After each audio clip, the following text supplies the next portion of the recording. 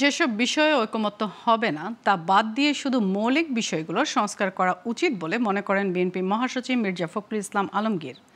তার মতে আগামী ফেব্রুয়ারিতে নির্বাচন হলে সব সমস্যা কাটিয়ে দেশ সামনের দিকে এগোবে।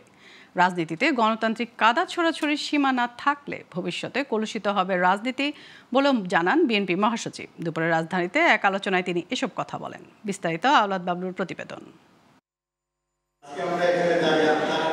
বৃহস্পতিবার জাতীয় প্রেস ক্লাবে জুলাই আগস্ট অভ্যুত্থানের বর্ষপূর্তি উপলক্ষে এই আলোচনা সভায় প্রধান অতিথি বিএনপির মহাসচিব মির্জা ফখরুল ইসলাম আলমগীর।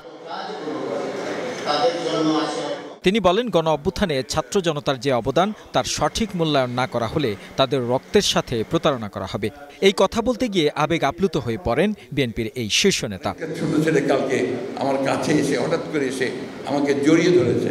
ওর বয়স ৬-৭ বছর হবে। বলছে, আমার মাথাটা না খুলিটা নেই, খুলিটা প্লাস্টিকের। আমি আসলে ওই জন্যই মাঝে মাঝে একটু ইমোশনাল হয়ে পড়ি।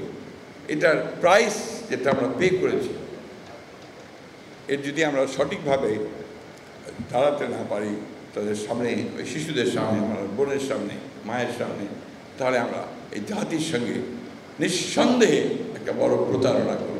মির্জা ফখরুল বলেন, শহীদদের আত্মদানের ভবিষ্যৎ দেশ করতে চাইলে গণতন্ত্র প্রতিষ্ঠায় দরকার নির্বাচন। তাই যেসব বিষয়ে ঐক্যমত্য হবে না তা বাদ দিয়ে মৌলিক বিষয়গুলো শুধু সংস্কার করা উচিত।